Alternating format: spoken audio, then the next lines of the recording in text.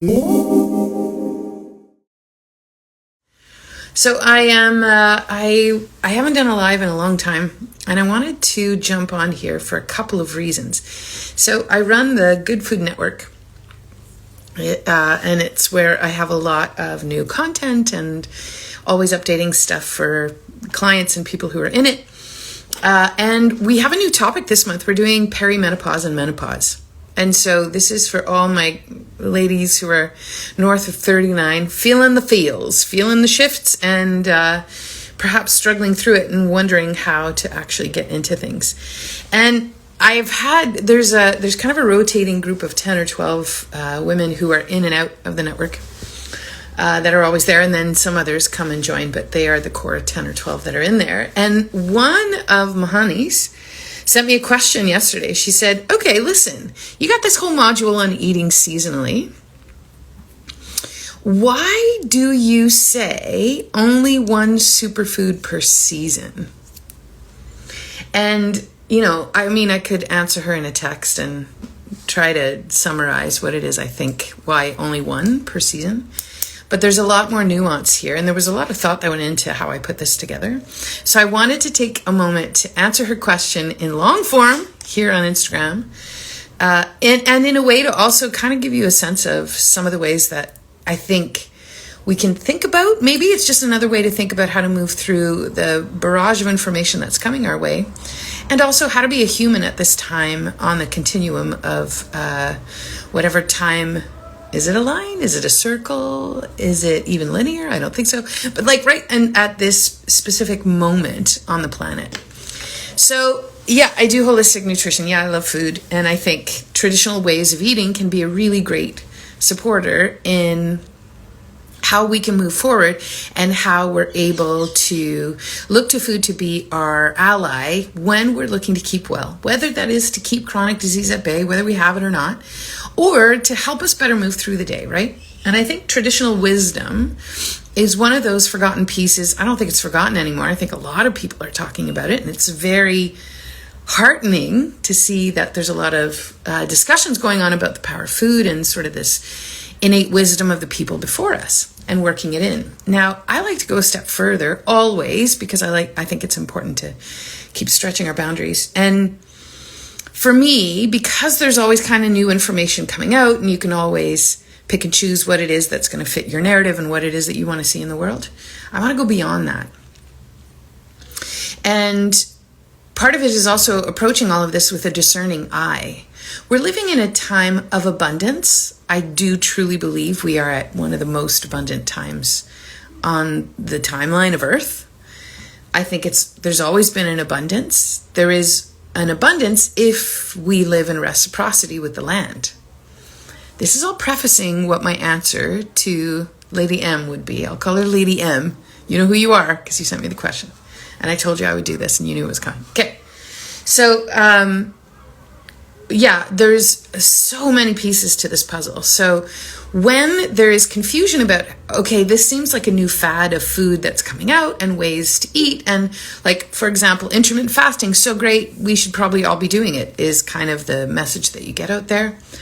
And it's a new fad. Yeah. A new approach. Does it work for everybody? I don't think so. Is it a drastic departure from how people have eaten for a long time? Yeah. So anything that is a drastic departure from the history of how people have eaten before, up until now, when it's a drastic departure, that's when I go red light, just a second.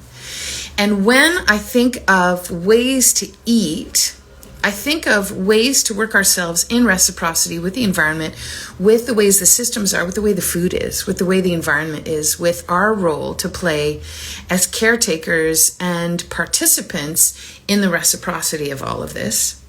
In addition to, what is it that our ancestors ate? How did they eat? What were their ways of moving through the day? How different is our way of moving through the day now? And how much of that distance between how they ate and how we eat and how they move through their days and how we move through our days, how much is that separation driving some of this disease? There's something hilarious happening on the street. I don't know if you can hear it. There's people laughing. I've got my window wide open. So in all of this, when I find myself questioning, okay, I don't know if these big narratives of how to shift how we eat are fitting the mold for me or feels like a fad, I go back and I think, okay, how did people traditionally eat? The people that I come from. So, for example, I come from Irish and French Canadians, and before that, France and Ireland and Wales and England, sort of right down the road, actually, from where I am, down the water, down the ocean front. And how did they eat? Well, they ate what was available. They slow cooked, and they made things like a pea soup that I'm making right now. When there was nothing left in the larder, that's what you made. That's what would have served your cells, and that's what you would have been making at this time of year because there were no grocery stores, because this is how you lived. There was no other choice but to live in reciprocity with the world around you because of how keenly inserted into the rhythms of the world we were. Our current way of living keeps us very separated from the rhythms of the natural world unless we are actively seeking to reinsert ourselves back into it because we are actually a part of nature. Further to this, we also have a history for many people and many populations around the world. We have a history of colonialism. Not every culture, not every people, I get, but there is a history of colonialism, and so much of the colonialism that I have inherited and the systems that benefit from this, I know I'm getting political, come from the land of, ooh, I want, I take, it's mine. I want, I take, it's mine. I want, I take, it's mine. And then we just start amassing wealth and we start just hoarding it. So when I get the question from Lady M in the network and she says, why only one superfood per season? That's why. For so many more reasons, but principally because we come from this history of hoarding and hanging on to things and taking all of the things and making sure we have enough for 17 years. For example, when I first started foraging, my sister and I were talking about this, we would harvest a bunch of herbs and then would have enough for like 8 years of tea that would live in our pantry. Like, we didn't have to take 8 years worth. Because how much did that decimate the population in the stands where we took some of these foraged herbs? And what did that leave for others? What did that leave for the plant to proliferate? And was it living in tandem and reciprocity with what is the natural give and take of living within those systems? It is far and above against what it is to live in reciprocity with the natural wisdom of how the natural world works. So when it comes to choosing some of these superb foods, I like to call them, the level 400 foods. I'm not talking onions and garlic and celery and pork and dairy and, right, the foods that we feed ourselves, chicken, eggs, like those are superb foods to start with. And they need to make the bulk of what it is that we're feeding ourselves, because that's what would have been the bulk of our diet and the intake of calories and the information from our environment. But we do have access now, because we are living through a time where humanity is so much in our brain, we're so much in our heads, and we're so much divorced from our hearts. I think so much of what's happening in the world right now is kind of helping us reconnect with our hearts and really asking of us to connect with our hearts. And if you stay in your head and you're like, here are the 8 herbs that can help the one condition I've got, I better take all 8 herbs because I need that much help. First of all, when you take all 8 herbs, you don't take into account how they will interact with each other. Who knows what kind of packs they've had before we even come into the equation? Like, do they play well together? I don't know. Is there a history of people taking those 8 herbs? No. Nobody at any point in history would have taken all of the herbs at all times.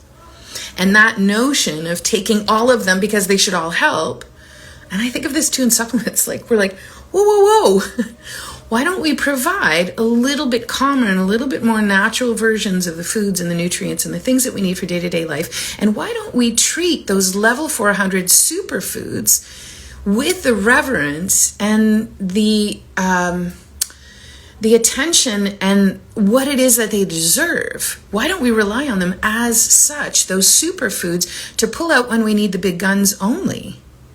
Big guns. No, I'm going to use a different term. So that's like war talk, and I'm trying to dismantle war talk. Why don't we treat the superfoods with the reverence that they should have? I think they should have. For example, astragalus, rhodiola, What's another one? I can't think of any right off the top of my head. Like I can see the images of all the plants because I think of them in images before I think of the names. Now I can't think of them, right? But those level 400, so camu berry powder. Well, that's not native to where I'm from. Cranberries are, though.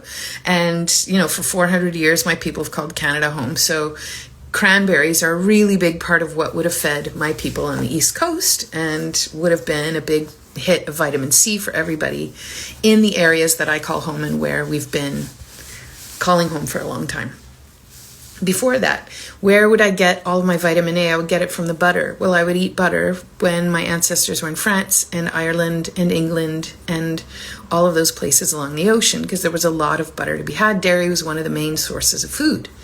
So when I think of those things, have those in abundance. But when we're talking about these level 400 foods, why don't we give them the reverence they deserve? And this is where I invite people to choose 1, 2 max superfoods per season.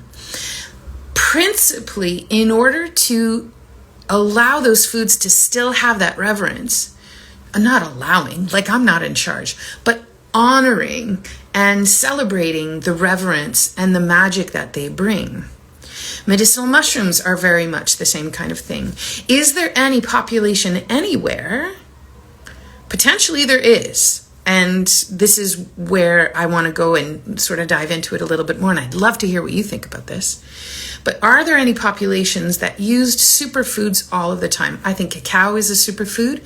But when you look at the history of how cacao was used, from what I've been learning, cacao was used in very specific celebratory kind of ways. It was a revered superfood that came out only at special occasions. And when you only take it out at special occasions, that's still part of the medicine of it. When we have it on a regular basis, are we contributing to dismantling some of the medicine properties of it? That's another question that I ask. And how much are we just hoarding and taking all of the things, and do we actually need to do that?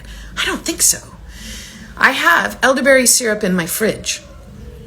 I like to save my elderberry syrup for when I'm sick. I'm not the person who's going to take elderberry syrup as a preventative every day because I want to save it for when I really need it.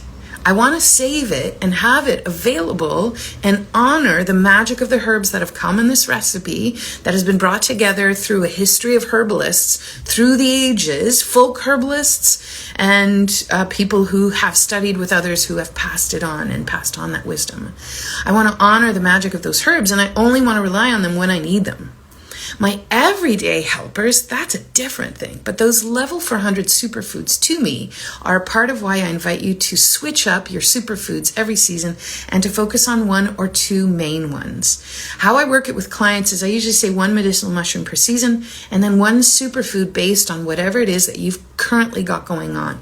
And I'll tell you, I think of hibiscus as one of those superfoods, especially for anybody who's got a history of people who come from around the equatorial regions, or who may have some history in those areas because of the medicine it would have imparted and the remembering you would have at the cellular level when you start ingesting some of these foods.